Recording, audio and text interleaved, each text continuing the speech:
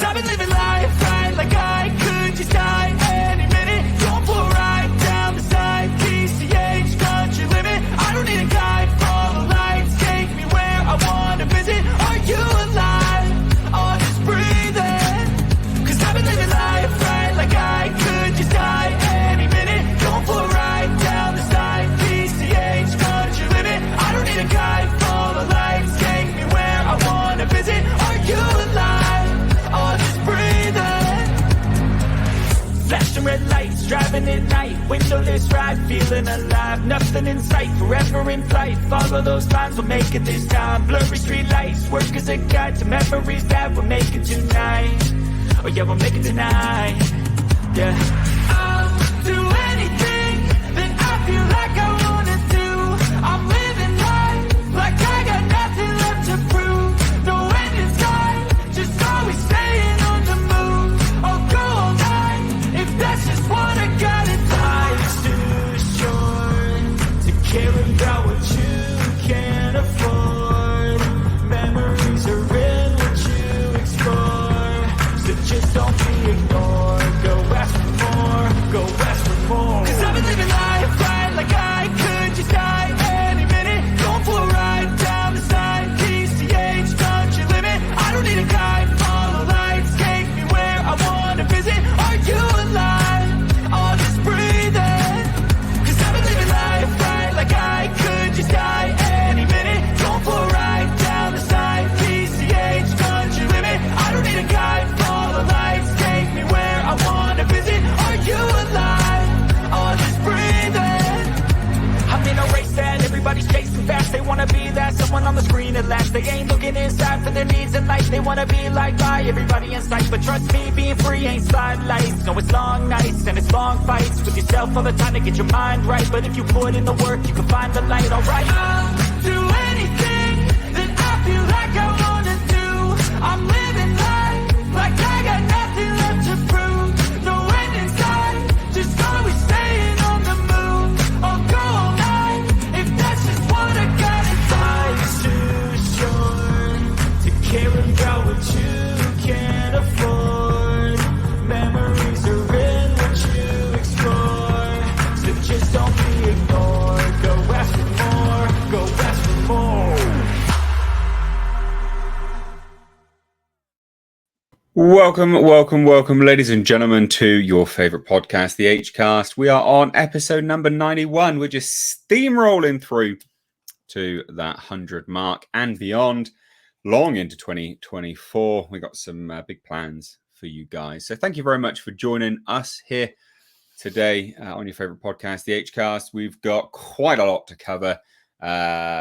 Disney, degenerate behavior, pretty gross degenerate behavior, but we're going to get to that. We've got Rebel Moon ratings, a whole host of topics, which I think will be quite interesting. And of course, all the topics that you indicate that you want us to talk about as well via those super chats. So a few ground rules, just as an FYI. Super chat is a great way to fund the show itself and also steer the conversation. So we get heavy demonetization here on the H-Cast. If you want to join in, contribute to the conversation at hand, or ask us something completely not on the docket for the day, the super chats are the way to do that, and it also really helps out the show.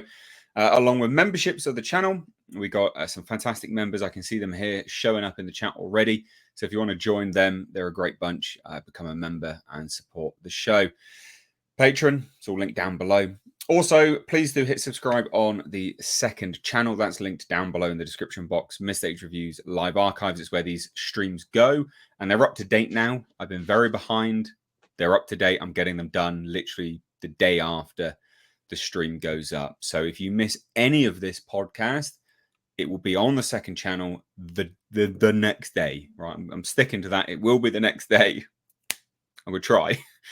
So check out that second channel link down below and hit subscribe there. Anyway, I'm joined by a wonderful panel today. And I'm going to let them introduce themselves. So over to you, Culture. Hey everybody, Coach Casino here. This is me. I'm everywhere under that name. Very simple to find. You can check out my channel. Today I dropped a video about what makes a film successful. I don't know why I have to explain that to people, but hey, it's out there for you to follow. Let's see. Yeah, we've got lots of different live opportunities on my channel, as well as seeing me elsewhere with wonderful guests like we have here on this panel today. And Andre, good sir, who are you? Where you from? I'm Andre. I represent the channel Midnight's Edge. We also do pop culture analysis and deep dives, investigation, what's going on behind scenes, everything like that. In addition, to do some quick reactions to articles and stuff like that. So yeah, check it out. We also do live streams 3 times a week, every Monday, Wednesday, and Friday. With some of these panelists frequently appearing. Plus, we have a Spanish channel and After Dark for some more chill content. Nick? You guys can find me over at Echo Base Network, previously 100% Star Wars channel, where we've now kind of branched off doing other stuff because Disney Star Wars sucks. I run it with one of my best friends I've known since middle school. We do a live stream every Thursday night at 7 Central, which is tonight. And then we have EBN Cast, which is very similar to the HCast here that we do on Fridays from 2 to 3 Central Time. Just kind of news wrap up with a weekly quick 1 hour live stream with myself, Mexican Iron Man, Loki from Loki's Mornings of Mischief, and Jonas J. Campbell from that Park Place and WDW Pro Show. That's about it. And I can attest that is a very fun show. I was on there 2 weeks ago now, I think it was. So yep. Yeah, we got weekly rotating guests in and out. Yeah, so just as an FYI, everyone's channel will be linked down below. So if you didn't catch their channel, please do check out the description box and hit subscribe. You will undoubtedly enjoy all of their input here. So a few things I just want to say. Well, just one thing I need to say straight off. The show itself has been going on and on and on. There's a fly in my face. It's been going on nicely now over 2 hours. It just seems to sort of work that way very nicely. Today, we will be finishing close to the 2 hour mark because I will be going over to the Drinkers Open Bar show after this one. So obviously, we'll be done when we're done, but I'm heading on over there after this stream. So if you want to continue with me and show some support elsewhere on other channels, then that's what you guys can do today. So just as an FYI. But anyway, how are we all doing? Are we good? Everyone good? Oh, yeah. Excellent. Okay. Excellent. I will ask everyone in the chat right now where you're from. Drop it down below in the chat window. Would love to know where you're all tuning in from as we sort of breeze into this show today. And side note, Thursday, you could be anywhere, but you're choosing to spend it with us here on the podcast. So thank you so much. Genuinely, sincerely means a lot. So thank you very much for that. Shall we get to one topic which I think you're really gonna love, Nick?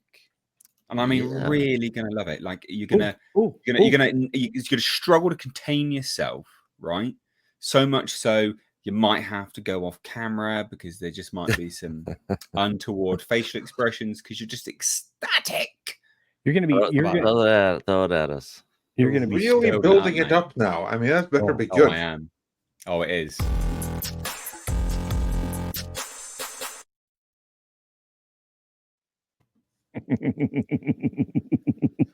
Oh, wow. Intriguing new details on... I thought this was going to be some good news. That should be good. Oh, God, no, Nick. Come on. Behave. Oh, you know the drill here. My head hurts. Dealing good news.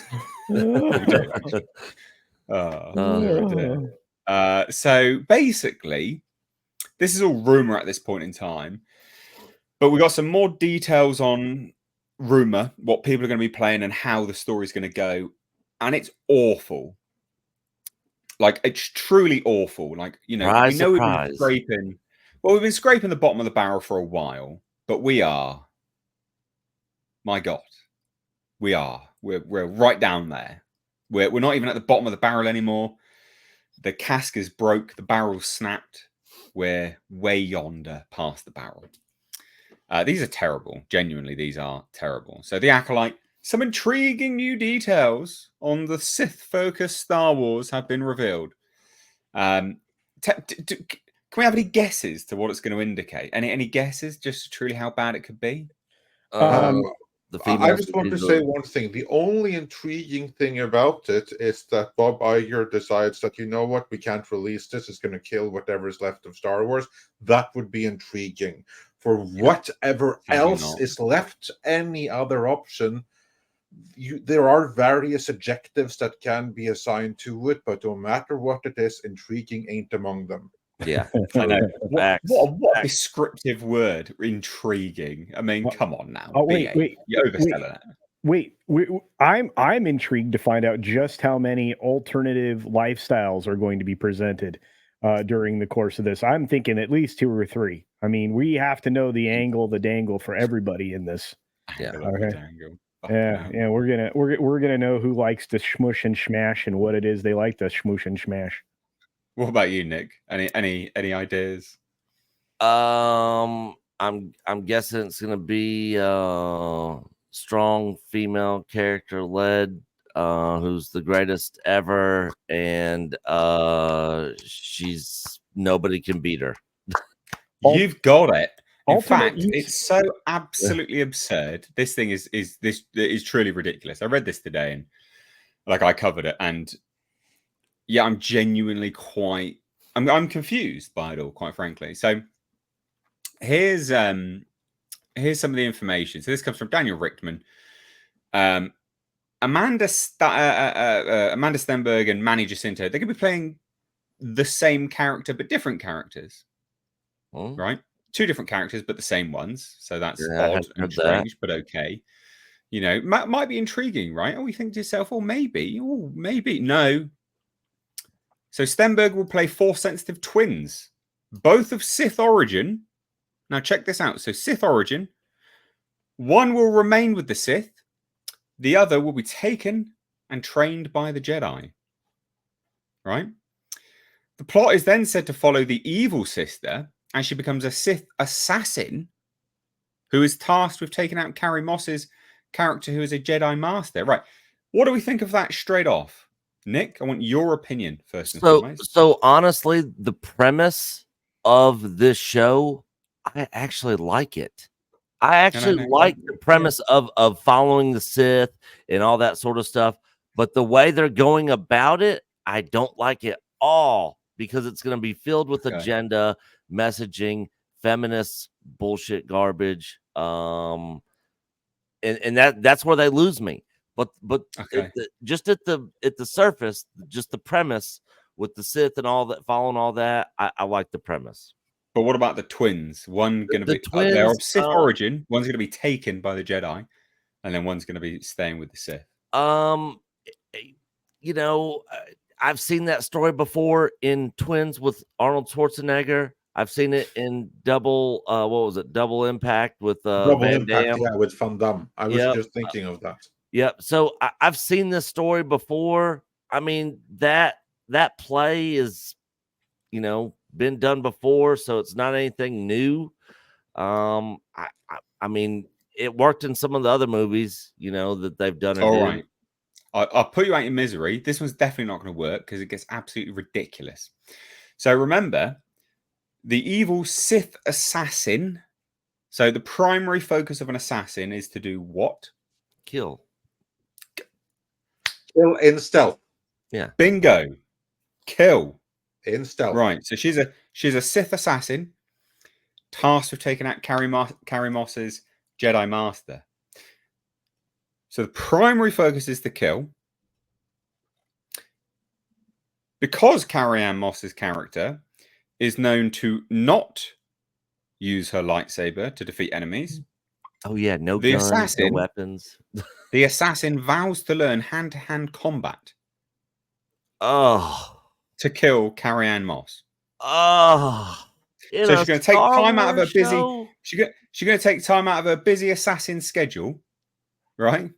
To go and learn a martial arts, to then come back to do the primary job of what she was tasked with. Because reasons are fucking dumb, Isn't that so absolutely ridiculous? dumb.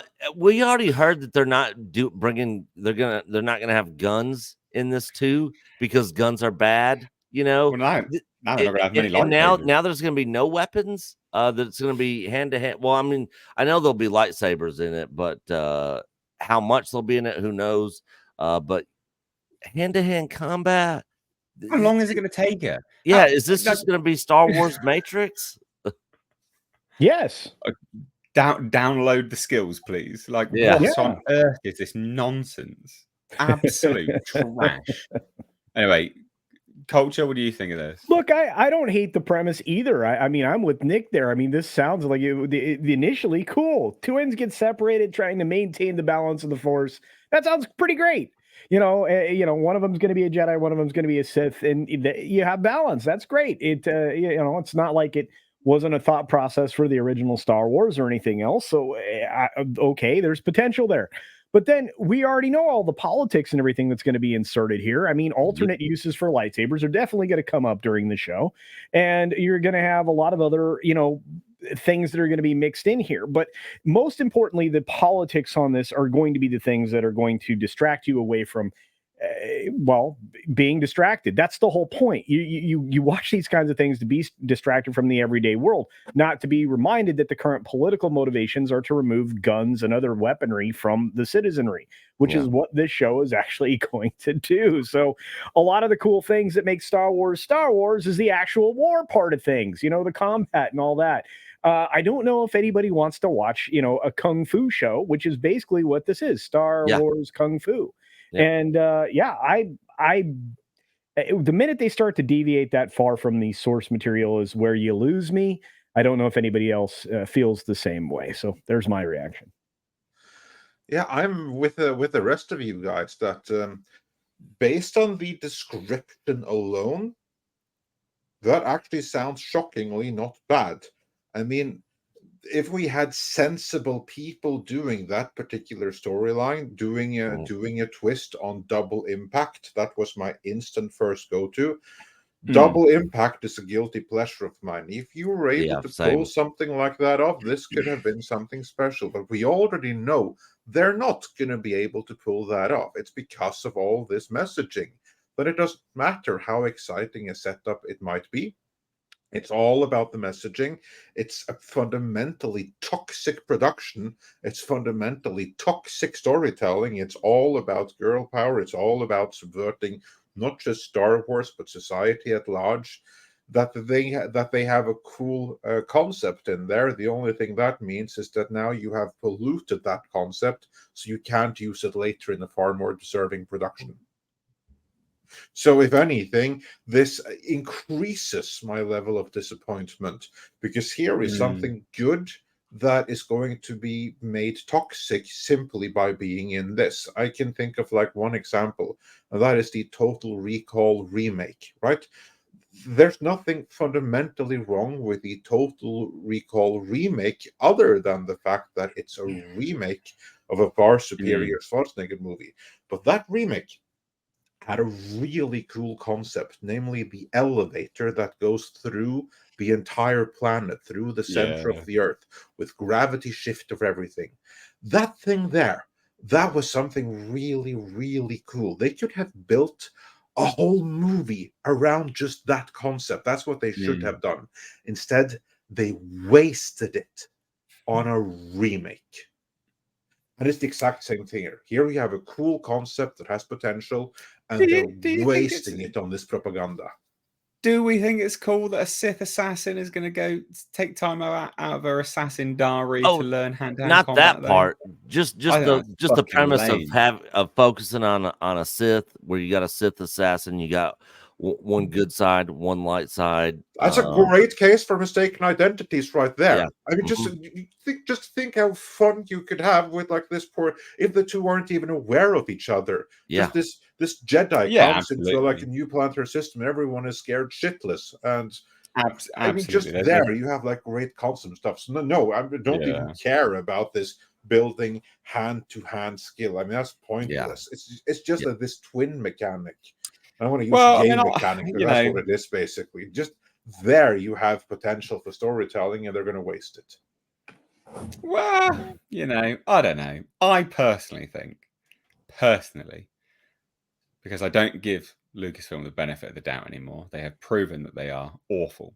Neither But are even any this of us. concept would have been stolen and would have just become derivative nonsense, even if it wasn't floundered with this crap that they throw out here. The fact that a Sith assassin is going to take time out of her day to learn martial arts just to go and kill someone is absolutely absurd. It's absolutely absurd. I don't know. I like I said, I mean, I think they're going to focus an awful lot of story on talking, in hallways and talking around tables and discussing the alternate use of their lightsabers and all that other fun stuff. So I think that's what they're going to focus on. And I'm sorry if you know anything about head chick, what the former Harvey Weinstein's Headland, personal yeah. assistants. Yeah. And- that's what you're going to get. Terrible. And they are making strides here, because as far as I know, I mean, chat or any of you guys correct me if I'm wrong, but I don't think they have any straight white males in this show at all. Well, that's Oh, what's so wow. impressive about it. Yeah. Jesus. So they're breaking new ground, guys. No straight white males. Well, I mean, Nick, go ahead, Culture. I was going to say, honestly, Nick, they would be subverting my expectations if they did. Yeah. At this point, yeah, with their track record, yeah, they would definitely be subverting expectations. Yeah. Well, Nick, there's something you say when starts with a boom, and I'd like you to end off this segment with that, chap. Boom, canceled. There we go. Let's get us some super chats, guys. Again, you want to join in the conversation, please do. Super chats are the way to do that, and also just steer the conversation in general. So we've got one here from Richard Curtis, big support here on the channel. Thank you so much, chat, for £13. Says added an extra 30%. Watched an 80-minute video on what the internet did to Garfield. Well worth watching. So also thanks to YouTube.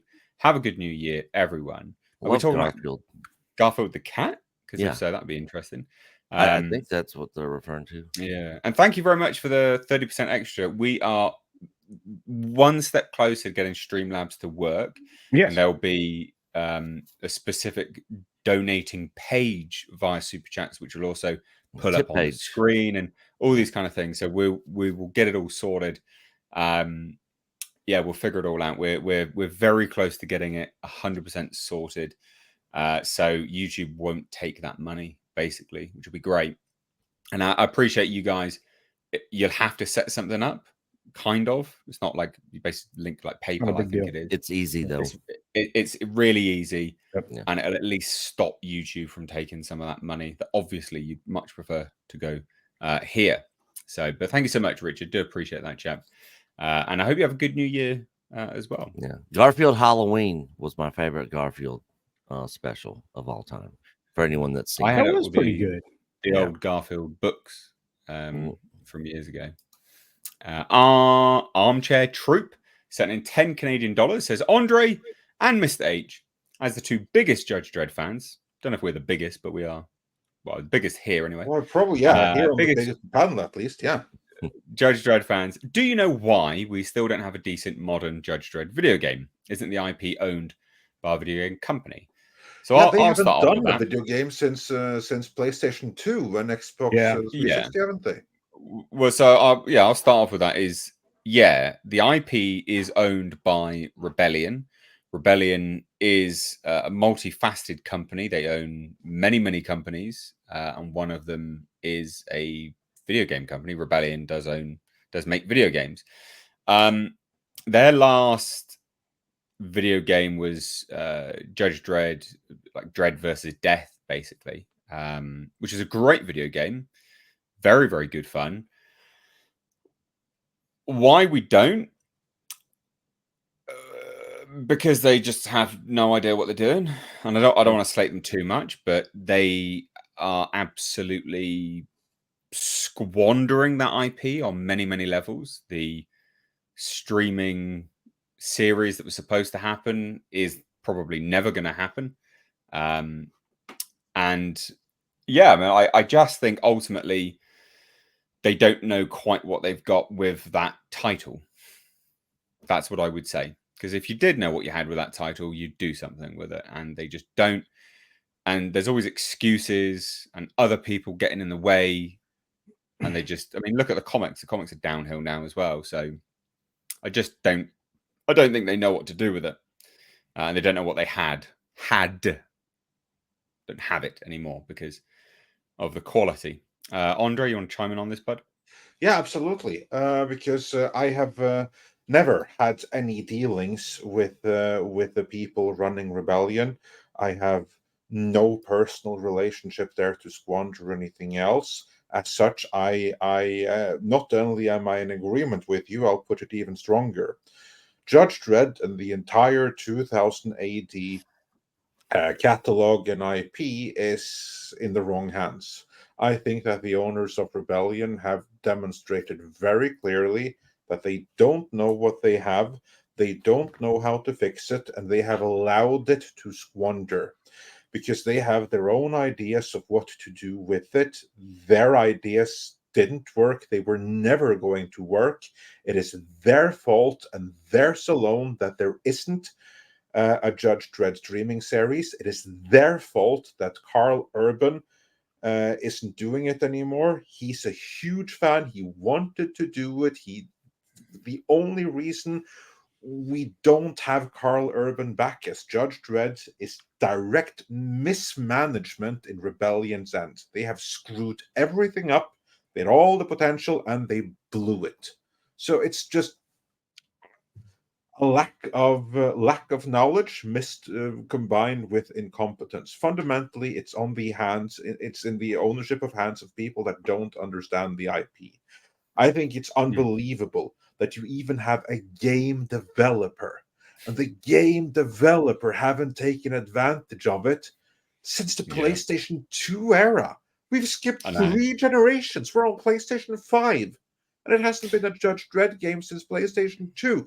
And it's a video game developer who owns it. I mean, what the fuck?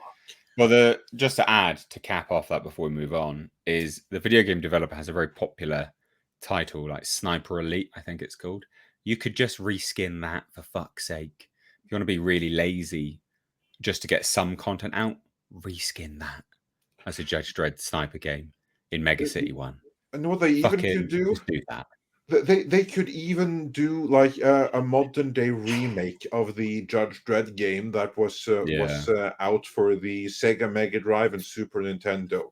And as much as it pains me to admit, the Super Nintendo version is actually the superior, whereas the Sega Mega Drive version is unplayable.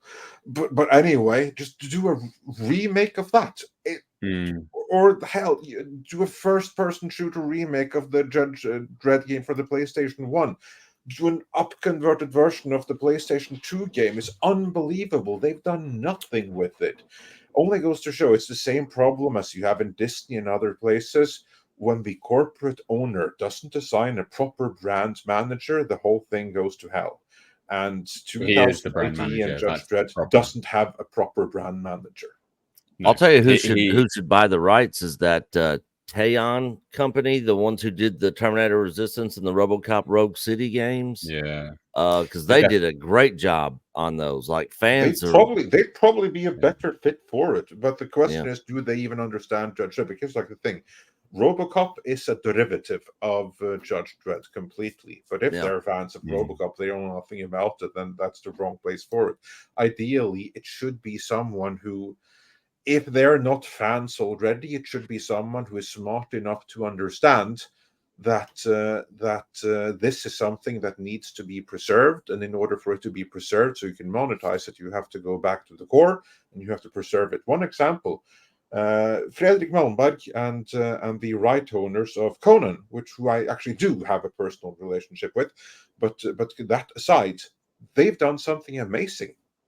Malmberg, he didn't grow up like a super fan of Conan or anything like that. It was relatively incidental that they took it over. And here's the funny thing, which makes it really relevant to Rebellion. He also did that while working for a game company. Conan was owned by a game company. In fact, they still are. Only it's a different company right now. It's Funcom that owns Conan Rye now. But that doesn't really matter, because the point is, the moment that he was assigned as basically the brand developer, then he did his research and he instantly knew, okay, fine, this is how we're going to preserve this back to core. We're going to rebuild it with exactly what it always was. Doesn't matter that he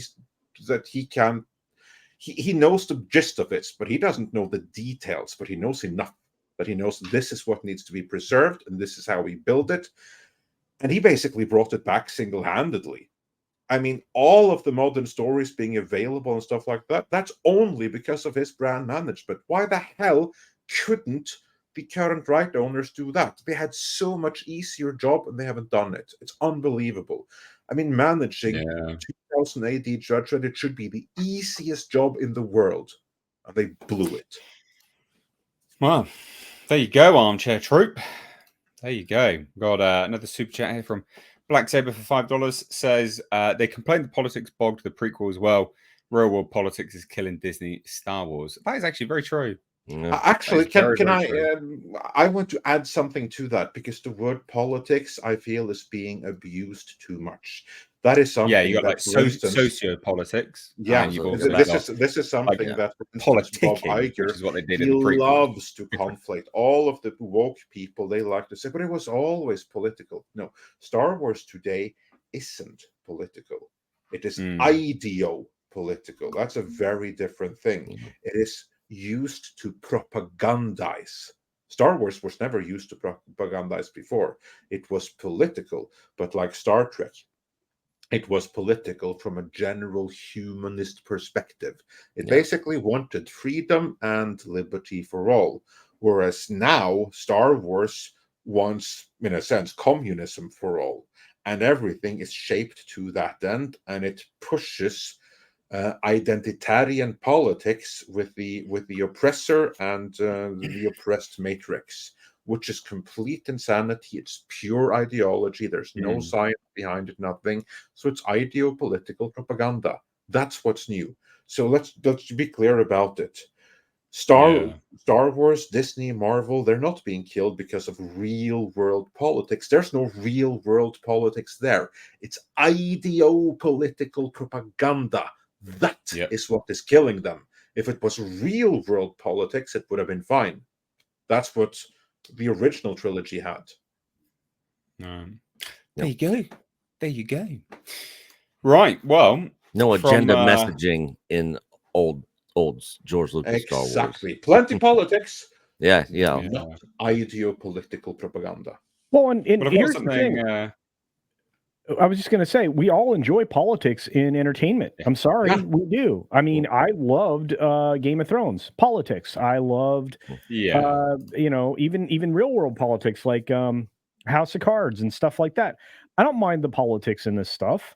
It's the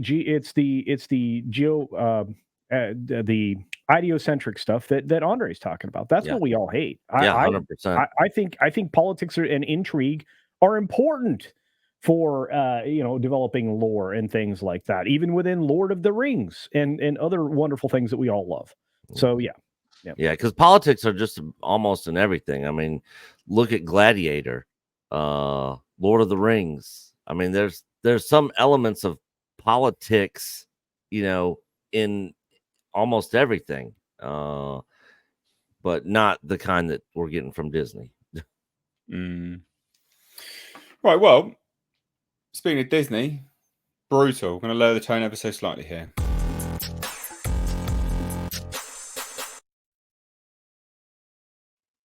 They have a very serious problem with pedo shit. There's no other way of saying it, right? Well, yeah. Friends of the Playground. Yeah. So Playground. Yeah. So basically, for those that don't know, last year there was a sting of over 108 people in a child trafficking situation, right? Pretty brutal stuff. And there's been stuff before that as well. Now, listen, I'm not an idiot. I'm aware, ladies and gentlemen, that it's pretty common sense that individuals who have a propensity to degenerate child illicit liking stuff, however you want to phrase it, would try to work their way into and infiltrate areas where they can access children. That isn't rocket science. But holy motherfucking Christ, does Disney have a sincere problem with it? And their vetting process is very clearly non-existent, because you don't hear this about Universal. You don't hear this about any other Warner Brothers. Like, they have their own world. You don't hear this about any other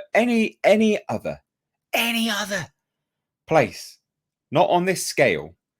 So Disney's vetting process is non-existent, surely, because according to ABC affiliate WPDE News, regarding the possible possession of child porn at a Florida residence, it resulted in the arrest of an employee of Walt Disney World last Saturday. Detectives in Hernando County, north of Tampa, received a tip and identified the culprit as Michael David Foster.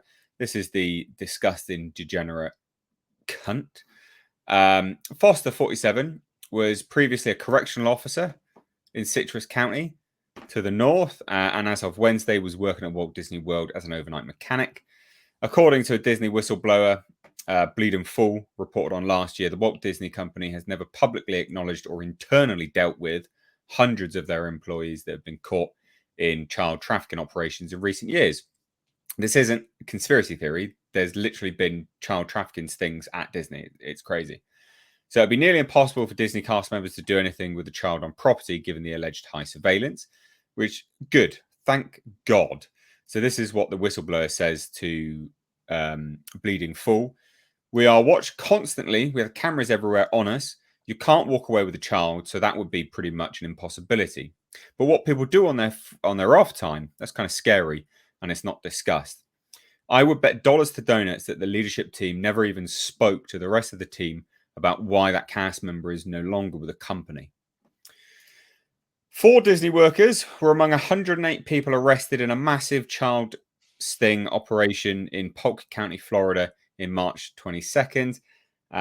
March 22, adding fuel to the already worldwide media firestorm over perceptions that the company supports child grooming.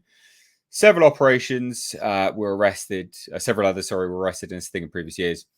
So they've recovered 32 images of child porn. It's absolutely disgusting. Now, subsequent to this, I also have a source that has reached out to me from the Paris side of Disney as well. And it just goes to show that their situation across the pond is equally as bad. So just as an FYI, this individual wanted to let someone know who's speaking about this particular subject. They're a Disney employee, Disneyland Paris. They are of relative state, class, whatever you want to say it, within the company. And there's a lot of stuff going on behind the scenes there.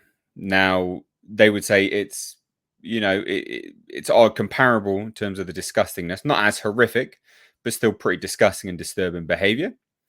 They recently, this is Disneyland Paris, they recently fired a 50-year-old man from the costume department who was creeping and even touching girls who are between 18 and 25. Obviously not illegal, still pretty bloody gross and a fireable offense, but you don't hear about it. Even the management behaves in less colourful ways, pervert on girls. And then there were people having intercourse in the break room as well. So just general degenerate behaviour. So they all but confirmed that there is absolutely no vetting process, quite frankly. And this is someone that works for Disneyland Paris. So, thoughts on Disney degenerate behavior? And obviously, I'm not trying to make light of any of this. I hope I've thrown out enough language for you all to realize I think this is absolutely disgusting. I said in my video that I released today, I would hope this, if I ruled the world, if I was fascist dictator, this individual's sex organs would be mutilated. He would be chemically castrated. And then for males, I would have them all put on incredibly high doses of estrogen to absolutely destroy any sex drive they could possibly ever have ever again. Yeah. That's what I would do personally. So I think this stuff is utterly disgusting. I always But love over to you. I always Yeah, love go. when these people get. Oh, go ahead, Culture. No, go ahead, Nick. You're on it. Go. I was just gonna say I always love when these people get caught because I know what's coming for them once they get into prison. These people are dealt with very seriously in prison. A lot of them don't make it their whole term. If they do, they either can't walk again by the time they finish, or something else is messed up with them. These are very, very sick individuals.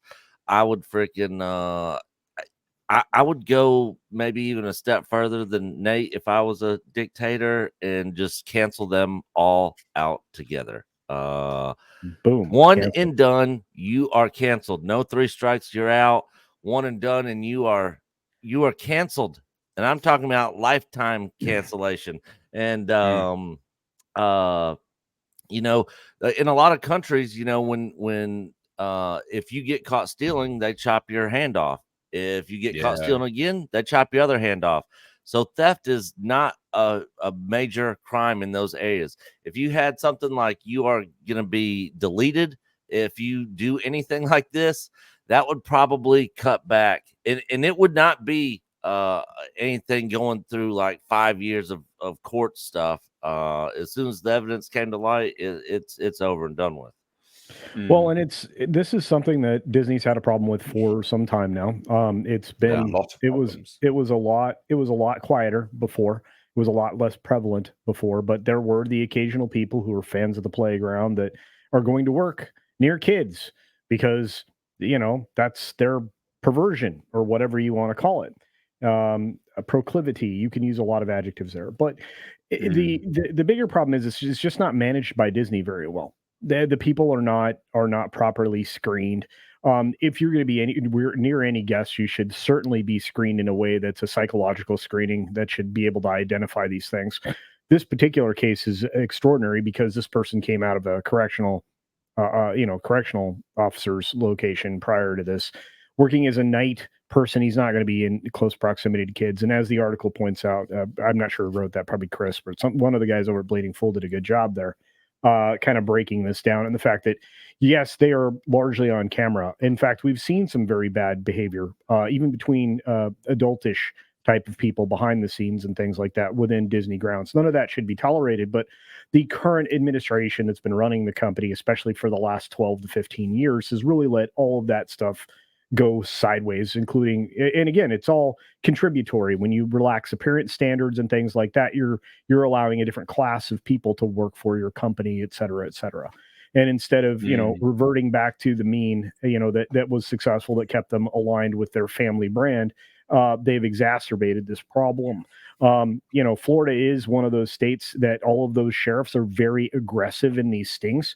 And the fact that you're having 2 or 4 per year that are each time bringing in Disney employees, you got some real problems. I mean, the bus driver thing was, something that was happening on the regular, and some of them didn't work for Disney directly. They worked for Mears Transportation, but that's another conversation. But now you have actual employees within that are regularly being arrested, not to mention the fact that there was rumored to be an executive that was also implicated in some very questionable behavior not very long ago. This is a real problem, and it's not just here in the States. It's, as Nate pointed out, it's also in Europe. It's also all across this country. But to be surprised, no, I'm not. It's a regular occurrence. The fact is, because Florida has sunshine laws, is the only reason we know just how bad it is. And you cannot. Yeah, I mean, California's trying to figure out a way to excuse it. It's just disgusting. Yeah. Andre, you got anything further to add? I mean, it's obviously a pretty somber topic. You being a father and all, I'm sure. Absolutely. I mean, it's completely disgusting. But here's the thing. For the last few years, Disney hasn't exactly marketed themselves as being family friendly, have they? And this includes in their hiring practices. I mean, they have gone so deep on the messaging and the inclusion aspect, even in the hiring, that they're going to hire people that aren't too concerned with family values, because that's far down the list of their priorities.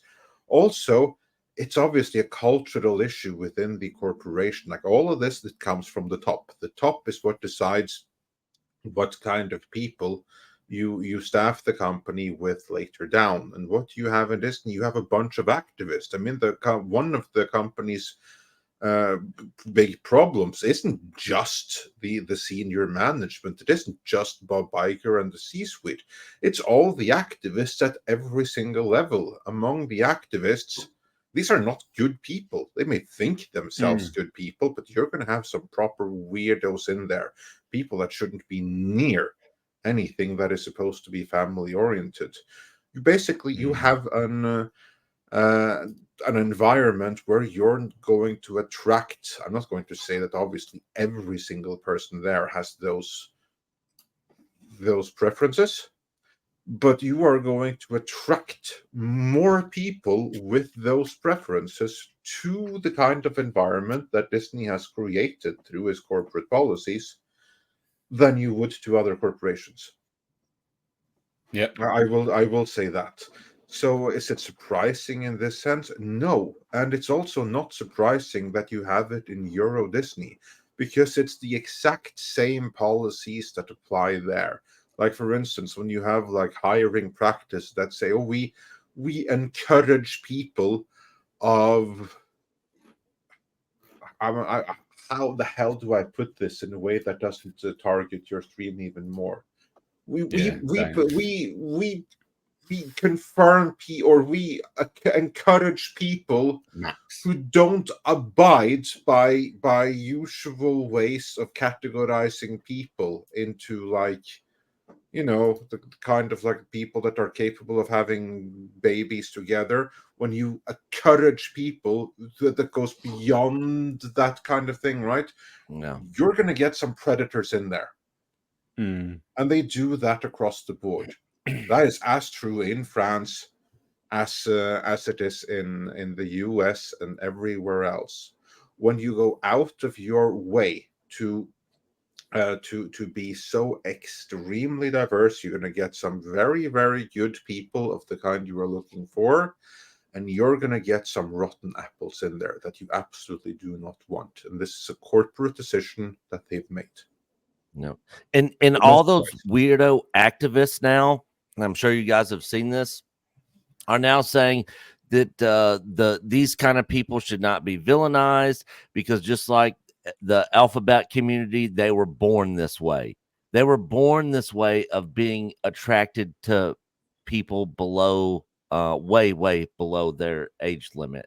And this is the constant goalpost moving that these weirdos constantly do.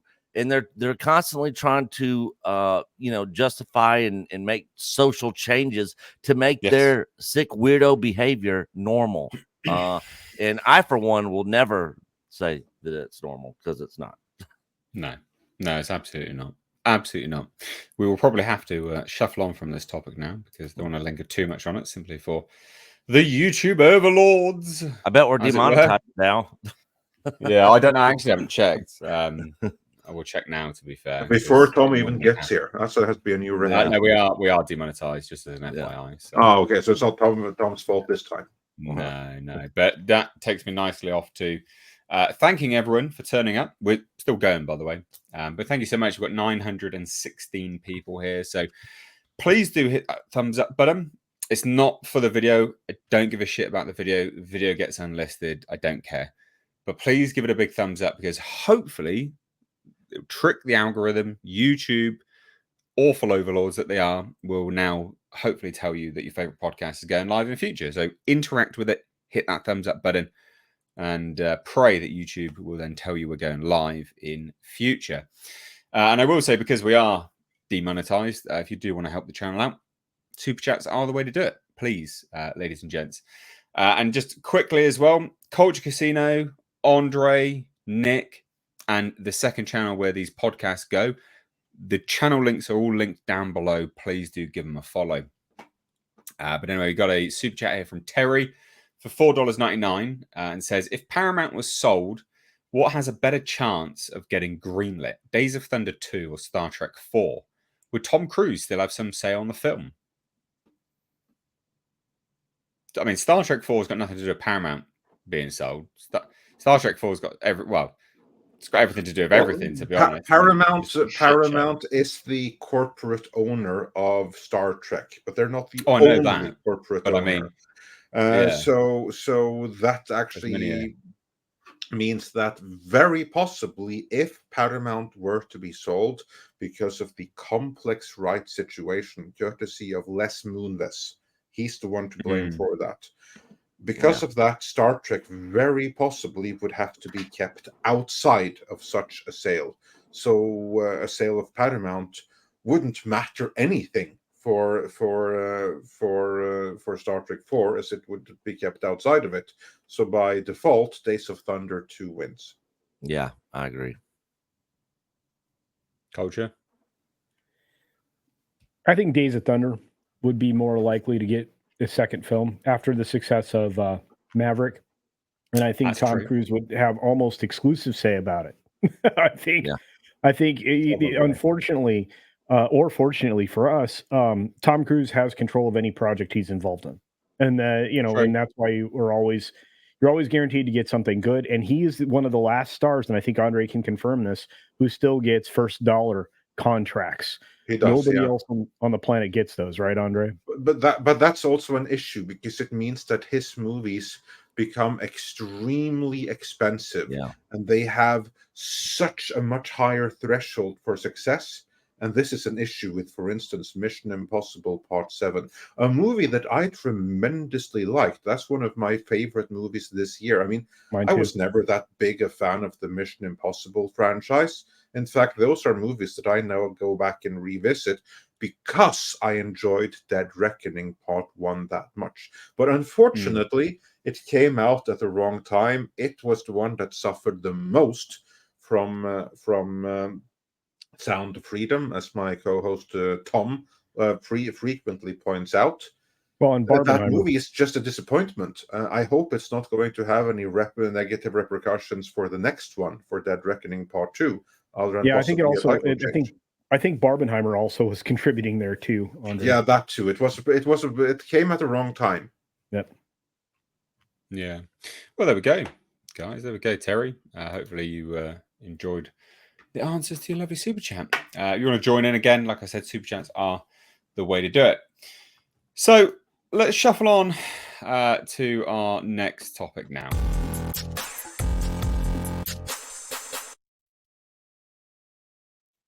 So, as a bit of a background, it was announced that Disney were going to be giving quite a large amount of money to the BBC, who make Doctor Who, because they wanted rights to stream it, basically. And it was a lot of money. And it enabled Doctor Who to be able to do a lot more stuff, like increase their budgets, essentially, because they were being funded. Now, what a lot of people that support the new Doctor Who have been throwing out and against anyone that critiques it is that Disney doesn't have any influence on it. They don't have any influence at all. Now, that's categorically wrong, actually. Disney has quite a large creative influence on Doctor Who, so much so that Disney is currently doing test screenings for Doctor Who, and Russell T Davies is making amendments based on their notes. Now, that is full creative influence.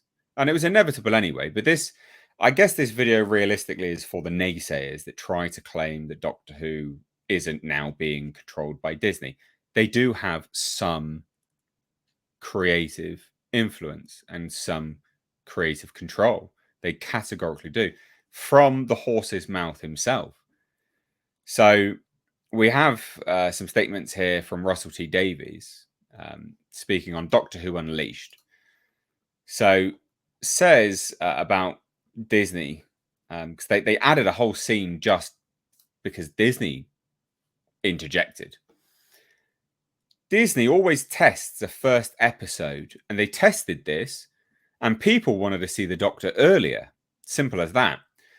They came back with that note, and I was like, well, actually, okay, who doesn't want to see Shooty? Everybody. So they tested something.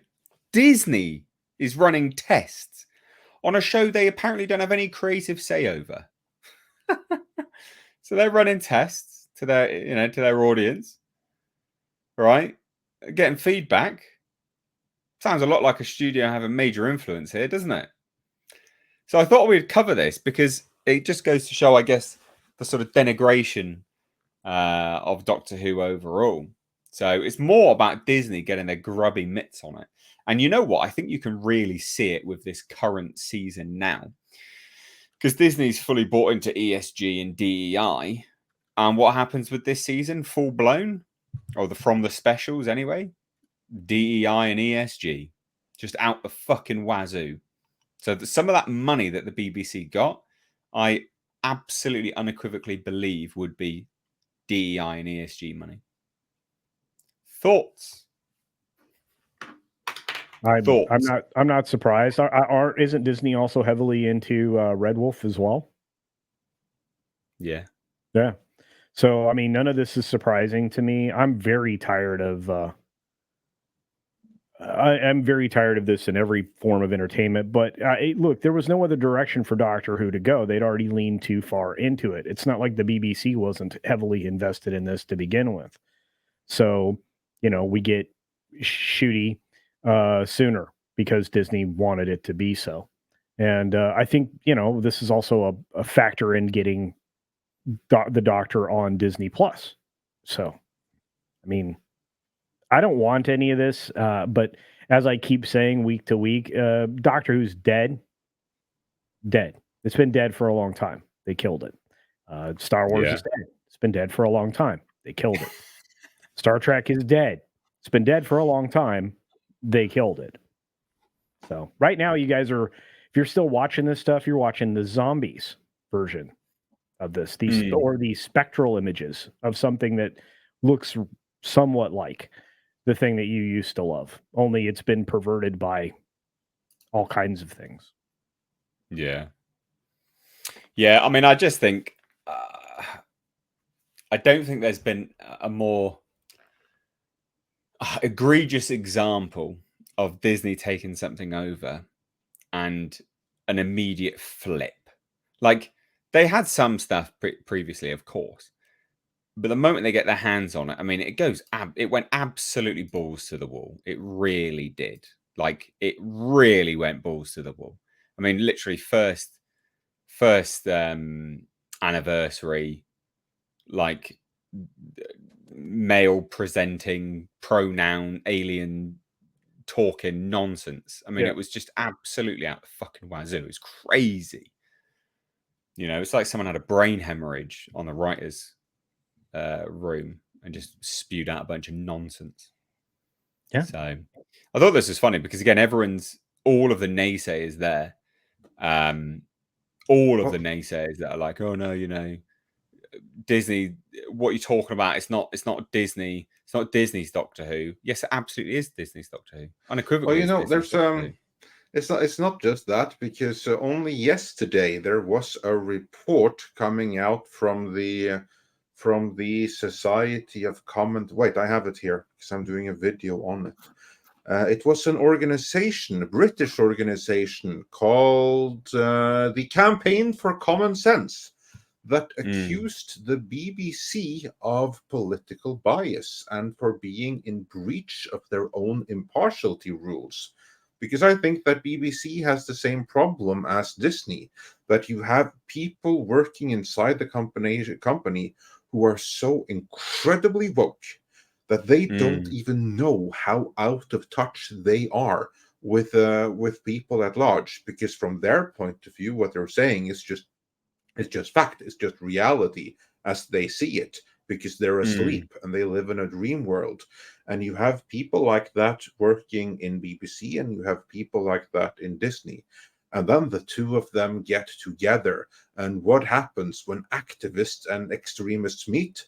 Oh, they egg each other on, and they drive themselves more extreme. I think that's what happened here. I mean, did they get some ESG money? Well, here's the thing to understand with ESG money. It's not necessarily that you get like an ESG scholarship. Typically, it is the standard credit lines that now have ESG requirements attached to them. But in this particular case, it is the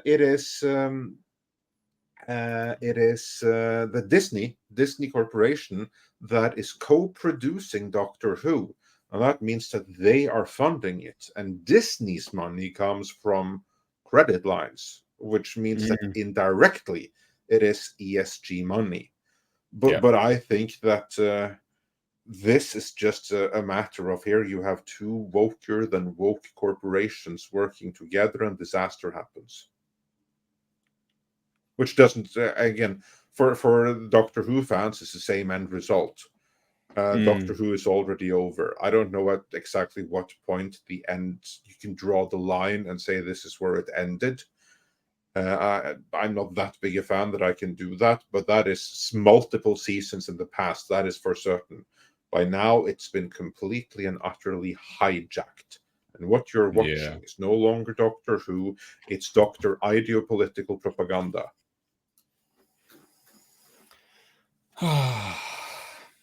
And David Tennant, of course, is guilty of that. And a big red flag for me was his returning. The moment that I saw at the end of like the previous special with like bag lady Doctor Who transforming into him, I was like, oh, there's a bait and switch if I ever saw one. Because that dude is woker than woke. Yeah. Well, Jasper's he's fully got the right idea. All that stuff. Jasper's got the right idea. Get me off this clown world. Clown world. Dare, oh dare. Yeah. Well, there we go, guys. There we go. Clown World merch coming back very, very soon as well, at a better price and better shipping for you guys. Better quality. Stay tuned. New year, we've got big stuff planned in the new year, guys.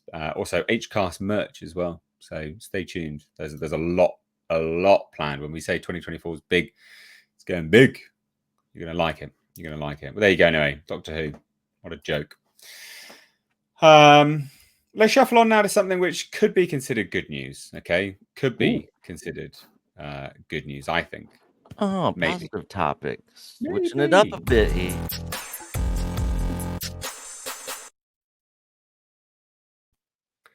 So this was a few days ago. We've got the official green light of the Warhammer 40,000 universe. Now, the negative is it is at Prime Video. However, there's a few things which go positively. Prime Video doesn't exclusively make dog shit, right? They've made Reacher and they've made The Terminal List. Two absolutely fantastic shows. Jack Ryan, it was really good on there. Exactly. They don't exclusively make garbage, right? And these are current day people projects, right? It's not like it was an old guard. And the current projects, Terminal List is getting a second season. It's not suddenly going to go garbage agenda, right? It's still going to be good. So Amazon Prime is not necessarily a major red flag. One of the positive things is that Henry Cavill is confirmed to be the executive producer on this as the Kevin Feige type. He will be steering the ship. That's another major positive. That's so positive. One thing which I think can also potentially be considered negative is actually Games Workshop themselves. Because Games Workshop are a bit fucking woke, basically. They are a bit fucking woke. And they could be the bad part. But it remains to be seen. We don't know enough information at this point in time. There's potential, some stuff that is going to be great. Potential it's not going to be good as well. So let's take a look at this, right? GameShop announced earlier this week that they have officially inked all of the paperwork and have greenlit a Warhammer 40k universe at Prime Video. Because it wasn't 100% confirmed before. So they said this. Back in December last year, we announced Games Workshop and Amazon Studios had signed an agreement in principle to work together to bring the Warhammer 40k universe to screens big and small. Well, today we have an update, and it's one we've been longing to hear. We've now signed the full agreement and the next stage can begin. Now comes the fun part, working out all the creative details with our partners and getting the first script written and into production. What Warhammer 40k stories should we tell first? Should we kick off with a movie or a TV show? Both? All we can tell you right now is that an elite band of screenwriters, each with their own particular passion for Warhammer, is being assembled to help bring the setting and characters you love to the screen. This illustrious group will be championed by Henry Cavill, who stands ready to take his place as executive producer, bringing his pen, sword, and/or spear to the project. TV and film production is a mammoth undertaking. It's not unusual for projects to take 2 to 3 years from this point before something arrives on screen. Still, things are now properly rolling, and you can bet we'll bring you all the latest updates and cool snippets as soon as we're able to. So, like I said, right, Henry Cavill is the massive positive. As they state here, he is championing the writer's room. He is the executive producer. He is the Kevin Feige type of this world. That is what he's going to be doing. He is controlling this universe, basically.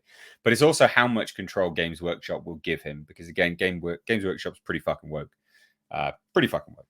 And they buy into all that stuff and they love it. But Henry Cavill doesn't. We know that. So it's whether he will be able to steer that ship correctly or not, and how much control Games Workshop give him, which they are renowned for not giving away much control. Amazon isn't actually the major red flag here. They aren't the major red flag, because they have produced some good stuff. So there you go. On face value, we're getting a Warhammer 40k universe. There's some positives, some negatives. This has to be good, and it has to be gritty. It has to be hard R, because this is one of the most depraved, disgusting universes that you could adapt to film and TV. Like, it's truly disgusting in some parts, right? So you have to do it correctly. So what do we think? I'm positive. My positive look on it is that Henry Cavill's involved, period. Because I don't think he would have taken on and been a part of this project if they were going to go in a woke or go in a direction that's not true to the actual Warhammer story. And he's a big, huge fan of Warhammer. So the fact that he's involved at all, I think, is a good sign from the way I'm looking at it. Okay. Yeah. True. That is positive. Yeah. Him just being around it is pretty positive. I think his influence as a showrunner, and obviously as somebody who I guarantee you will be involved in the project on screen in a big way. I suspect that should lead everybody to believe that this is going to be top notch and will have all of the things that we appreciate in the storytelling here. I think you probably will get a lot of things directly related to the lore and gameplay that exists in this universe. I'm very excited. I'm going to go get my Blood Angels already, and we're going to have a good time. Go on, Andre. Because Warhammer was inspired by 2000 AD, didn't you? They literally. I do, and like 2000 AD, it's in the wrong ownership. Because as you said already, Games Workshop is a woke company. So here you have two red flags. One, you have the corporate owner, which is woke, and you have Amazon. And Amazon is hit and miss. And what depends if they're a hit and miss is the project high profile enough that Jennifer Salke, the Kathleen Kennedy of Amazon, is going to give it her personal attention and touch? Then it's going to be horrible. Yeah. Examples of this include the Rings of Power and the Wheel of Time, whereas Jack Reacher and the hit list, or what it was called, those are examples of stuff that escaped her attention. Something like this, I worry, is going to get her attention. So it's going to have pressure both from Amazon and from Games Workshop to be woke.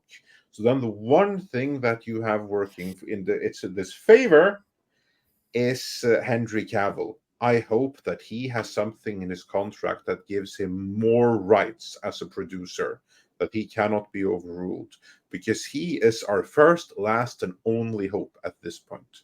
Yep. And I want to add one more thing to what Andre was saying. If, say, 6 months, 9 months, a year from now, we get news Henry Cavill has left the Warhammer project because of what's the term? Creative differences. Yeah, creative differences.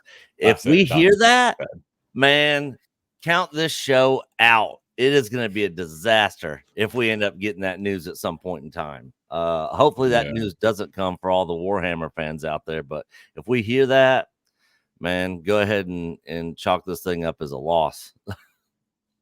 Yeah, a major loss. And yeah, I mean, there's quite a lot of stuff that they've done, because some people are questioning what they've done that's worked. They've done quite a lot, actually. They sort of like distance themselves from, they try to, didn't they? So they forced or tried to force, what was it, Arch Warhammer or whatever his name was, to remove the Warhammer part of his name because they didn't want to be associated with him and things like this. Yeah, that's true. We've had him on the channel. Yeah, and so then they also created a female Space Marine band for all 5 women that play Warhammer now as well, for some unbeknownst bloody reason. There's quite a lot of stuff that they've done. Off the top of my head, I mean, it's quite a lot. Off the top of my head, not massively great on it, but you can Google it, you can take a look. And they also release stupid PSAs. Like, well, if you don't like this, then blah, blah, blah. You know, you're not part of the fandom. And it's like, what are you talking about? Getting overly political in certain points and pieces, just nonsense, just absolute nonsense. And that's not even to go into what they do with fan films and how they try to control all of that, and just their outrageously litigious activities that they like to embark on. They're a shit company, basically. So, not good. Not the best people to have with an iron grip on Warhammer. I don't know if you want to sort of add any more to that anyway. No? For me, I just want it to be good. I want it to be disassociated from all those things that you just mentioned. I want it to be allowed to be a beautiful moment. I want Games Workshop to figure out that maybe they should just sit in a corner quietly and let somebody that knows what the fans want make what the fans want. And I think Andre said exactly what everybody was thinking. Keep Jennifer Salke the hell away from this. Far away. Send her to Egypt or something. Yeah, or Antarctica. Yes. She needs to go and do some research in Antarctica for an upcoming possible screenplay that is written or something. I don't. Yeah, they could send her there to do a series on. Oh, I know it. I know the perfect thing to keep her occupied. You could do a massive, high budget story about the race to the pole. Yeah. Right, Mr. H. What was the name of the British guy who lost to Amundsen? Not Eddington. I don't even know. Come on, you must know this. I don't. Okay, Bear Grylls? Help me out. Like the race to the pole. British guy lost. What was his name again? Bear Grylls? No, not Bear Grylls. I mean, this is the ago. race to the pole. I'm talking like 100 years ago. I honestly, I don't know. My history on that. Sir something or another. Well, either way, basically, it was. Robert Falcon Scott. Yes, thank you, Robert Falcon Scott. That's the guy. You could do the story of Amundsen versus Scott, race to the South Pole, cast with exclusively black women. I mean, there's a perfect project for Jennifer Salke right there. Just to keep her out of trouble.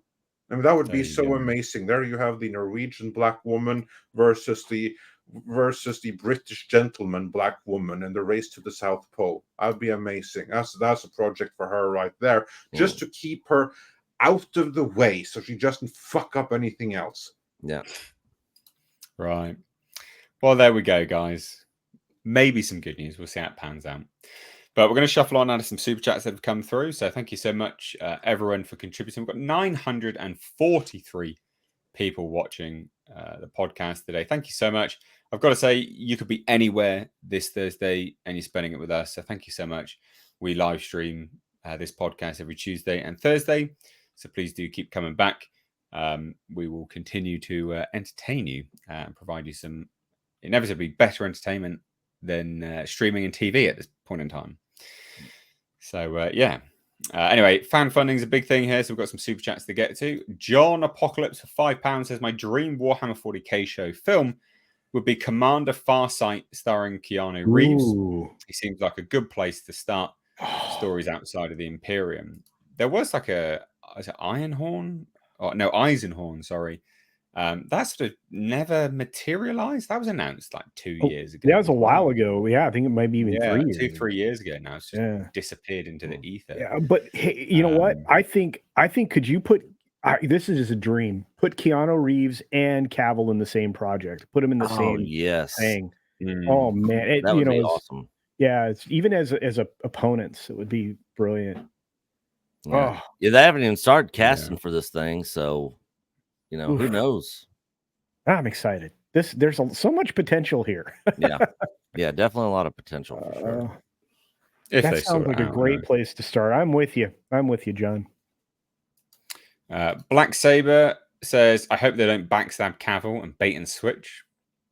That's that potential. That's our worry, right? That's everybody's worry. Yeah. We'll see what happens. Like I said, if we hear news of him leaving the project, we know what happened. Yep, that is indeed correct. Yeah. Metallica fan sent in £5 says, as a huge Warhammer 40k fan, I wouldn't describe Games Workshop as work first. Greedy, definitely, and bad for using FOMO sale tactics on products. That is all true, but they still do have substantial amount of woke markers against their name. It's because they brought in all those activist artist jerkweeds. Yeah, anyway. Yep, just like Lucasfilm did. Yeah, well, in the comics industry, I mean, it all starts with these, the whack jobs you recruit. Yeah, it's terrible. Chad Curtis sent in $4.99. Says, I think this is Disney has an issue with low-level employees in the parks. They pay little and have been lowering standards to be staffed. Employees are not valued there. Yeah, I'll agree with that. And then, if you're struggling to get staff because you're not paying enough and standards are dropping to get the staff that will come in to actually pay that sort of funds, then they're not going to do the proper vetting process. All of the people who used to work there felt valued. This is 100% true, Chad. And it's incredibly sad for, somebody who knows the company very well, like myself. It's just watching cast members at the park levels and even people that work in animation and people who work in Burbank in various capacities, including Imagineering and all of that, just watching them, leave the company that was once great because of all the politics inside, all of this activism that just disassembled everything. Yeah. Oh, it's just unfortunate. We'll see what happens. Maybe this is the year. Well, next year, the year of Nelson Peltz. We'll see. We must hope, because honestly, that's the only hope that Disney has right now. Yeah, and that's a slim hope, because he only wants 2 people on the board. But really, in order for Disney to be saved, what needs to happen at the shareholder meeting come next summer is that all the shareholders need to fire the entire board, every last one of them there and then, and replace the entire board with a room full of Nelson Peltz appointees. That's how you save Disney. If that doesn't happen, it's all over. Yeah, because I was thinking about that, Andre, and I was like, if he just gets 2 board seats, I mean, that might help some, but how much is really going to change? It's here's the thing. You know what 2 external board seats is going to do? That means that the board can no longer get away with just being completely subservient to Iger the way that they are right now. So it would help. That alone would mean that the board would actually be forced to function like a board is supposed to do, because it would never be a case again of where it is right now, with Bob Iger calling in the board saying, "Look, I need all you guys to approve of this. Everyone in favor? Okay, good. You're dismissed." That's how it is now, right? No, Then just it's going to absurd be at like this point. possible. Then it's going to be difficult questions and everything like that. And of course, it's still going to be like minority seats. But now it's someone that actually can report back to shareholders and expose what's going on. So that is going to lead to a change. But no, that is not enough to actively take command of the company and force a different direction. But it's a step in the right direction. But to force the right direction, to paraphrase a certain guy in BlackRock, you need to kick the entire board. Yep. Yeah, no, you are right. Completely. Because that's how you get rid of Iger. The board can fire Iger. And you need to have enough people on the board that they can fire Iger. And then you also need to be able to argue incompetence and breach of various contracts to deny him all of the hundreds of millions he's due in back pay, because he's in contract not just to like 2026, 2027, but as our good friend Valiant Renegade has seen through various filings, he's there until 2031 or something, because the moment he's no longer there actively, he's still there in his consultant role, which means he's still going to be there in the building, retaining his 2 showers a day. I fucking can't believe that. It's the most hilarious thing ever. I think the only way is to get a full slate. I'm with Andre, but getting to there, it's going to be pretty obvious and a lot more transparent, because I guarantee you Peltz will not keep his mouth closed on all the inside the boardroom shenanigans. Just think of what Roy Disney Jr. did in the latter days of IceNut. He had a whole website. He went to open war against him with that whole Save Disney campaign, where he went to open warfare against the sitting CEO, and he was actually successful in it. That's going to happen again if Peltz doesn't like what he sees. Yeah. Well, let's shuffle on now to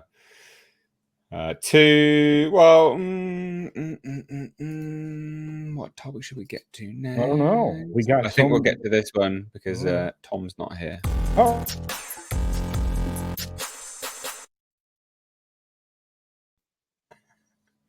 So we're gonna have to deal with Tom's epic rants about Snyder Bros for today. But basically, Zack Snyder, his Rebel Moon performs worse than several other films, basically in terms of views. It's not being painted out to be it's being painted out to be a relatively huge success, but it's actually not. No. And the thing is, from anecdotal and anyone who's been making videos with these kind of topics in the past will know that anyone who drops in and sort of comments will say, actually, I didn't even watch the whole thing. So I think what'll be interesting when we look at the view count between part 1 and part 2 is we'll actually see the drop off, because it'll be those people that go, there'll be the people that basically didn't even finish the whole movie. So the views aren't that great anyway. And then pair that with when people drop off on part 2 will actually reveal just how bad the views were. And I also think it shows how much of a gamble, and it's not paid off, that Netflix has taken on Zack Snyder, because they've spent a lot of money on this. Also, Tom, it was a joke. You're in the chat. Clearly, I know you're there. It's a joke, buddy. Calm down. Okay. Shush. It's fine.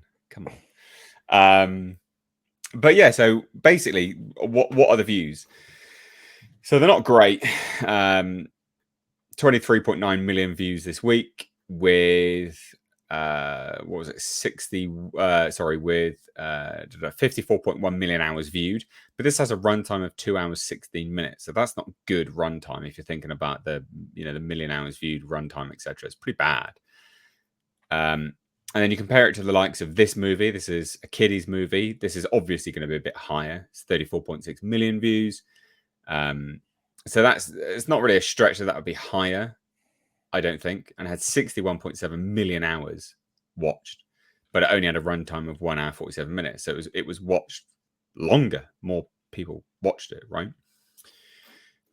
Shorter runtime, more views, but substantially shorter runtime, substantially higher hours viewed.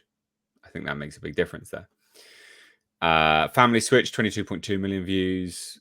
Not incredible runtime. Oh, so in terms of viewership, sorry, minutes or hours watched, 42.1 million. I think the real comparison one here, though, one of the real comparisons, because these ones are not fair, I guess, because they're kids' movies. But The Killer, David Fincher's Fassbender movie on Netflix, had a runtime of 2 hours, so close-ish to Rebel Moon. Had 27.9 million views and 55.7 million hours viewed. And the runtime was less. And the runtime was less. So it had more hours watched, more views watched, and it was shorter. Also cost substantially less money as well. Oh yeah. And so I think, I do wonder. And then again, look at these figures, for instance. So these are like most popular films of all time. I simply cannot see Rebel Moon popping up on here. The Grey Man, for instance, that's another comparable movie for Rebel Moon, because that's a Netflix production with the Russo brothers. All right, they partnered with the Russo brothers to make The Grey Man with what was his bloody name? I can't remember his name now. I was going to say Ryan Reynolds. It's not Ryan Reynolds. Chap who was in Barbie. Ryan Gosling. Ryan Gosling. There you go. It was Ryan. So that's a comparable movie because it's an R-rated one, similar-ish runtime, and insane views. So what do we think? Because I just think this is comical. Again, more here, hours watched, etc. The Mother was incredibly has remained one of the top ones for ages. But it's a weird one. Yeah, I'm not saying it's good. I'm just saying that these are the things which people are actually watching. And what a lot of this shows when we're looking at these viewing figures and things like that is that most people watch it opening weekend and then they drop off, or opening day, week, probably the week, I think, for Netflix, and then they drop off. So we don't know quite yet how bad this movie has done. It'll be when part 2 gets released that we'll really know, because that will just show that people have abandoned it, basically. But I thought this was interesting because, much like what Tom has already said in the chat, saying that it was, but it was the number oneest movie ever. That's the claim being made. It's actually not, though, even by Netflix standards. Yeah. So what do we think? Because I mean, I know I'm the only one that's bloody watched this. No one else has watched it, unless you've watched it. You could not pay me. I haven't watched it yet. Couldn't pay me to watch this. And I look, this is one of those times when I'm like, I have zero interest in this. There is so much political garbage in it. It's very intersectional. The story is going to be long, convoluted, and all kinds of boring. You have a chick that's the key to everything, or it's the other chick that's the key to everything. You don't know at this point how many chicks to everything there are keys to. I know that they probably unlock each other's locks, but that's a whole other conversation. I know that what I know is this: most people that started watching this didn't finish it. And I think that is going to be the biggest takeaway Netflix has from this and their investment in Snyder. And I think he's always his greatest enemy, because he always finds a way to just make things overly long. He's very self-indulgent, I think, is what you would say, Mr. H. So. Oh yeah, massively self-indulgent. Yeah, like he sort of fillets himself, basically. I don't want to see that on screen, though. No, but yeah, obviously. But you know what I mean? Like, it's that sort of self-indulgent element of it all. True. It's annoying that no one else has bloody watched this. I should have made you, to be fair. So I tried to make Cultured Casino watch it for Midnight's Edge in the morning. Didn't work. Son of a bitch. Yeah, I have it, and I was planning on watching it last night, but I got caught up on Reacher. I should add that I only tried to make him watch it so I wouldn't have to myself. Wow, true. that's quite sadistic, It's isn't it? something that I'll watch eventually, but I don't have time to do it now, and I'm certainly not going to prioritize it. Yeah, it was tough. It was really tough. It was a tough watch. Maybe I'll watch the extended version when that comes out. Fucking don't. What is wrong Well, with well, you? Oh yeah, like the 3 or 4 hours. I can Half of it I will can be explain bloody that. slow I can mo, explain mate. that because No, you I can't. saw Half it will be slow Batman mo. v Superman in theaters, the theatrical cut, and I thought it was completely, utterly unwatchable and botched. And then I saw the extended director's cut. And while it is flawed as hell and it was a wrong movie to make, it shouldn't have been made in the first place, it was a far better put together thing. And once you got all that additional thing, it kind of worked like one season of a series crammed together into 4 or 5 hours. Same thing with Watchmen. Like, I don't really like the 2-hour version of it, but that 4-hour version, that's pretty decent. So I think it might be the same thing here. I think that while longer, and it's still not going to be good, I do believe that the director's cut of Rebel Moon probably is going to be, given that you have to watch it, if you have to expose yourself to it while it takes longer, it might be more or less unenjoyable than the shorter and more painful watch that has been botched to bits for length, and that's still too long. Yeah. Like, am I making sense? Yeah, Lord of the Rings is another good example of Exactly. extended Well, edition. that's good. Way better. That's I'm good, about to but jump the through the same screen and principle bitch slap applies. you, Nick. You're comparing Rebel Moon to fucking No, Lord of the no, Rings. no, Oh my no, god. No, I I'm see not what you're comparing saying. them. I'm just The talking about principle is the same. Yeah, the extended editions. You know. Yeah, that's a real version. Whereas the shorter, that's just botched. And I'm hyperventilating. So you're saying a movie that Oh, people have been God. complaining is too long and boring already in the 2-hour version is going to somehow be better in the 3-hour version, Andre. Do you fucking hear yourself? Going Seriously. to be less bad in the Jesus. 3-hour version than in the 2-hour. Okay, Yes, so you've I'm been saying that. waterboarded for 2 hours. For some reason, you think maybe 3 hours is the magic number. So 2 hours sucks. 3 hours waterboarding works. Okay, you know what? Yes, actually, it does. Here's the thing. Okay, if I get to choose between being waterboarded for 2 hours or being waterboarded for 3 hours, but for those 3 hours, I get slightly longer breaks of breathing in between, then those 3 hours are going to be less punishing than those 2 hours. I'm not sure you know how waterboarding works.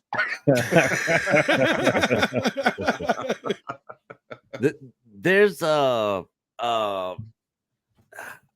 don't know. Snyder did come out and say that the extended edition is basically a completely different movie.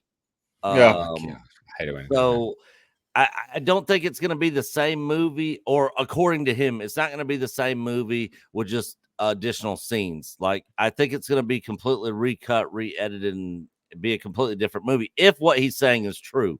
So I'm almost tempted to just wait and watch the other version that he comes out with, which who knows when that's going to happen. I mean, I don't even think the time frame's been put on that, has there? I heard something like July. Okay. But that's after the next one, isn't it? I think. Yeah, here's the thing, and Paulie had said something about this because he had talked to somebody or something, like there's going to end up being like 5 different versions of this all said and done. So you have the original 2 cuts, right? You have the original theatrical cut of 1 and 2. Then you have the extended cut of 1 and 2. And then they're supposed to do some like massive like Uber cut like they did with the Snyder cut. So I'm sure, and plus he'll probably have a black and white version. Yeah, probably. Which I watched some scenes from his Snyder cut of the black and white version, Andre. All they did was put a black and white filter on it. That's what It looks I never wretched. thought they did anything else, and I don't see the point in that. I mean, that was pure pretension. I see it for Godzilla, but doing the Snyder cut, there's no reason why the Snyder cut should ever be in black and white, and that is also true for Logan, and for Mad Max Fury Road. They did black and white versions for all of those, and I don't understand why. Godzilla, though, I'm here. I'll, for I'll black and hold white. my I'll start judgment on on that. Godzilla because I don't want to get into an argument on that. But Okay, now.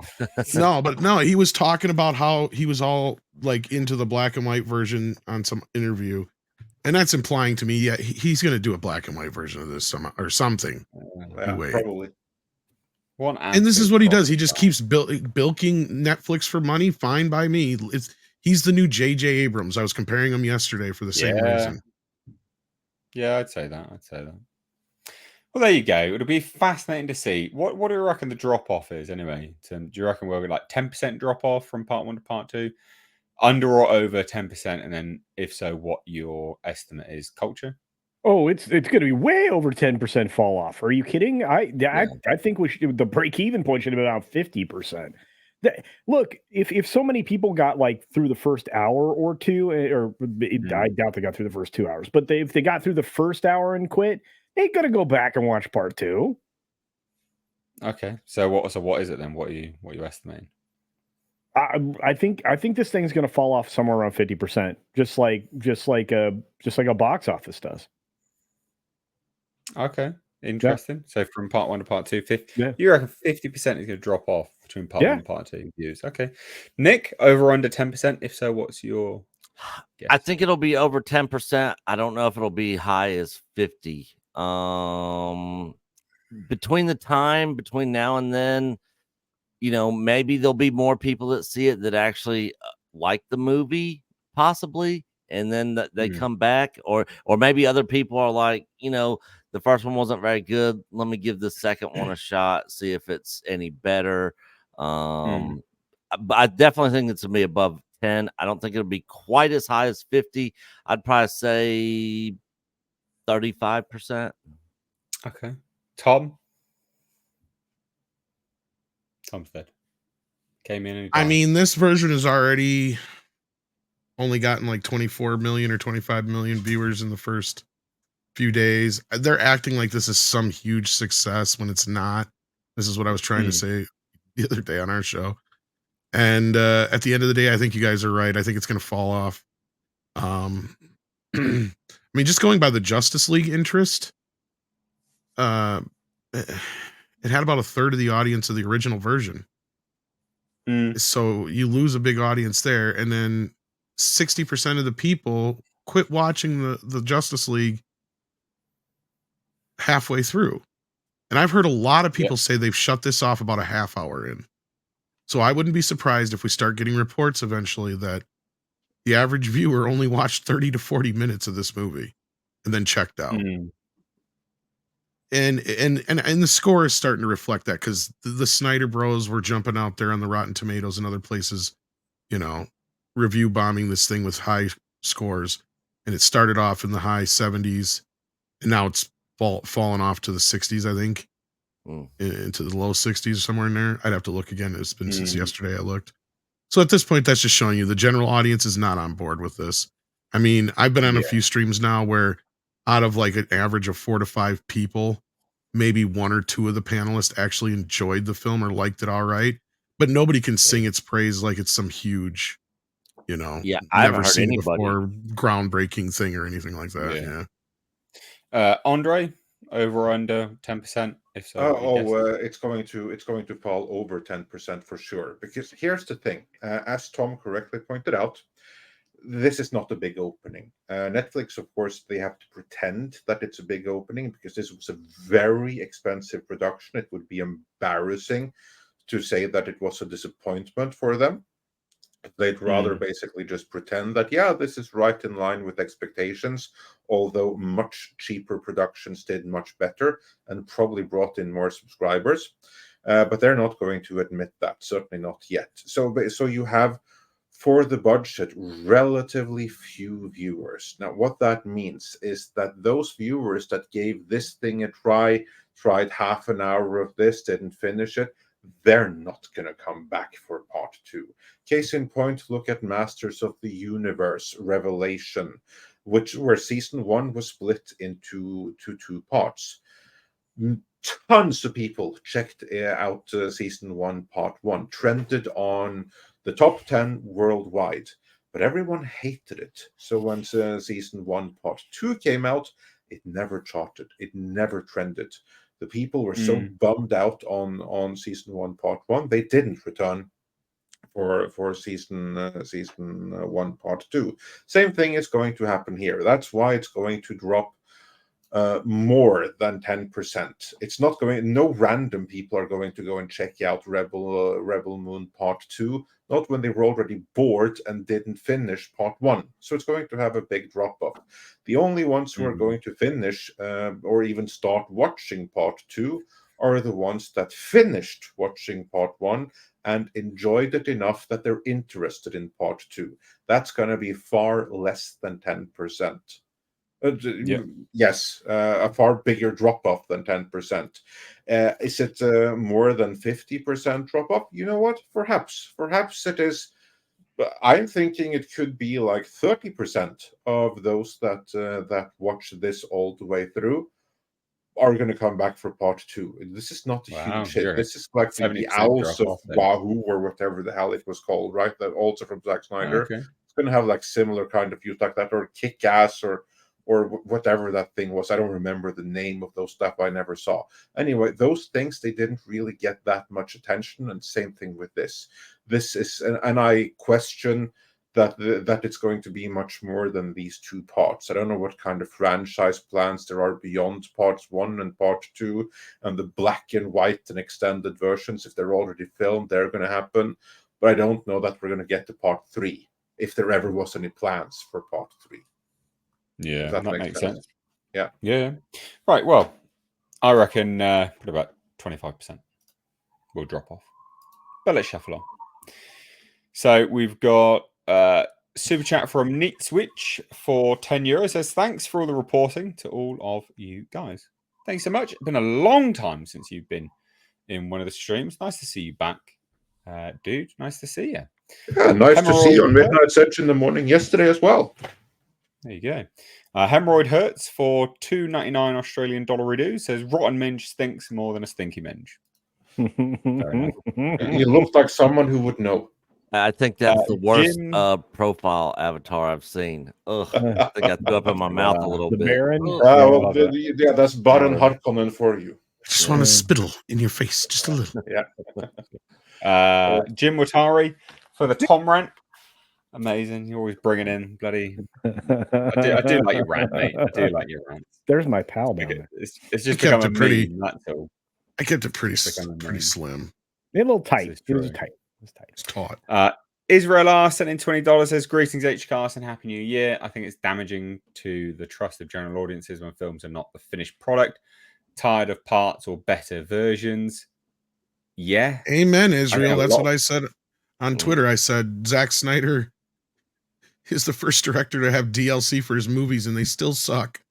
Yeah, I'm tired of being treated like a modern day gamer. They release unfinished product and have to do DLCs later on. I mean, I'm a retro gamer for a reason, because I don't do any of none of that stuff. I mean, I'm perfectly fine with a DLC, as in a ROM hack and a patch, which actually makes a game better, but that's an optional extra. I have an idea. Zack Snyder is the Bethesda of filmmakers. Yeah, fair enough. I'm going to give you Rebel Moon 1.0 right now, but in a few weeks, we're going to have a beta tested Rebel Moon 1.2. Yeah, but it's kind of true though, because when you do this, you just wait until Rebel Moon X. God damn, right. And that's what I mean. I was pissed after the fact, having seen the beta version of Batman v Superman in theaters, when the release version was still the wrong movie, but it was a far more enjoyable experience, or less unenjoyable, however you choose to put it, than was the beta version.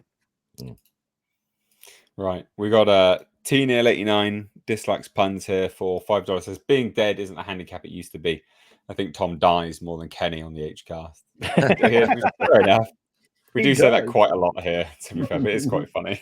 He's dead. It's quite funny. I do like the whole Tom's dead thing. We need a T-shirt with that. We do. Get on it, culture. I'm writing it down. Get on it. Right. What's going to be scary is one of these days you might be right. Oh no! Don't say that. Don't layer it. I know. I'm just we joking. don't want that to ever be real. That'd be awful. Lord knows I'm going to have a heart attack after freaking out about Zack Snyder. Yeah, true. Maybe true. Right. Well, anyway, ladies and gents, we've got to shuffle on now to this.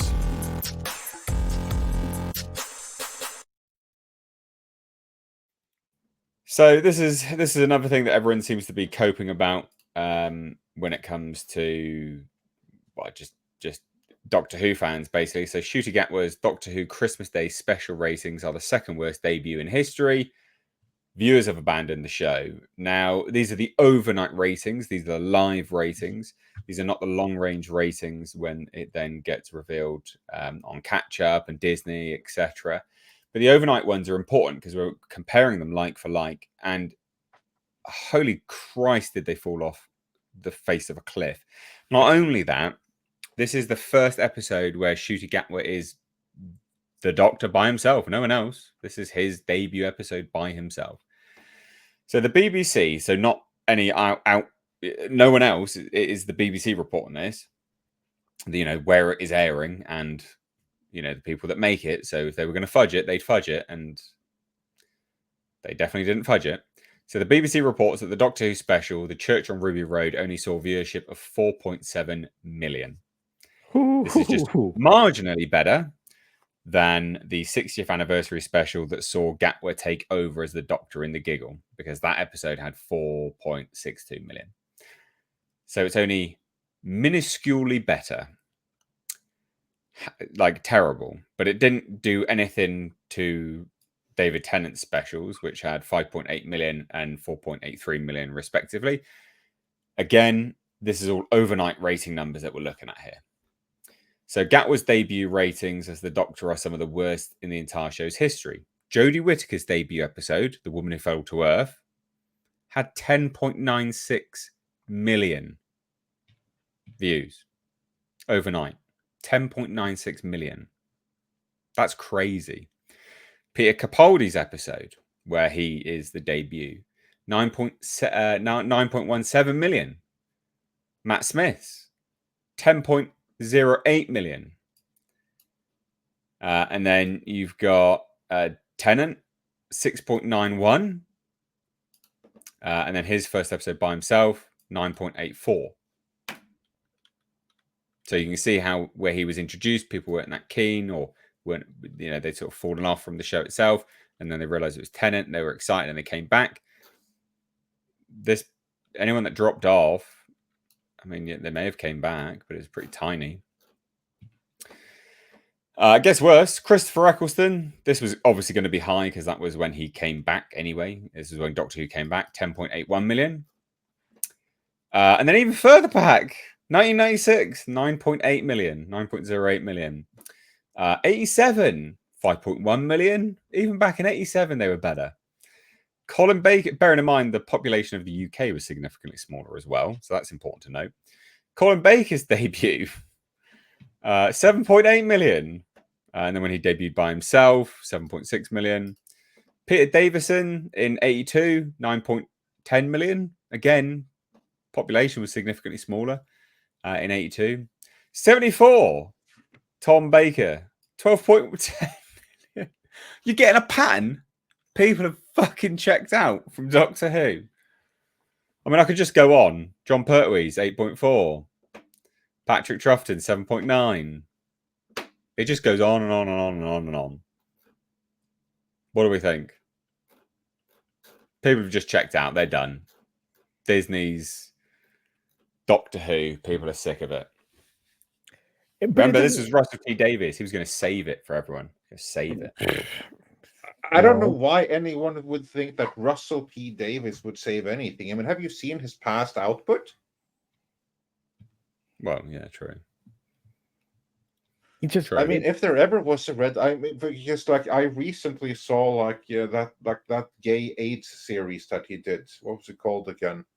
It's a Sin, I think. Yeah, It's a Sin. Exactly. I saw it, and I will say, It's a very, very good miniseries. Very very bitter towards the general population, but very good in its own right. And still, it's very clear that the person that did that has no business handling Doctor Who. That's a complete wrong mindset, complete wrong mentality. It's just so far out of field for anything Doctor Who. It's like too activist. It's too specific.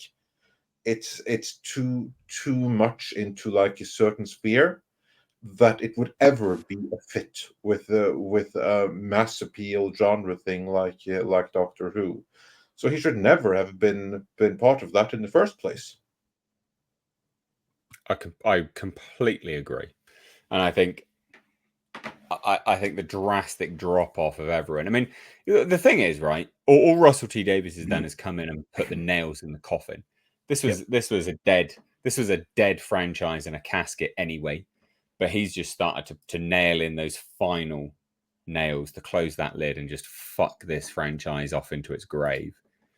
To put it as crass as possible, but that is true because this was dead anyway, and he was never going to salvage it. But yeah, he was never going to be the be all and end all.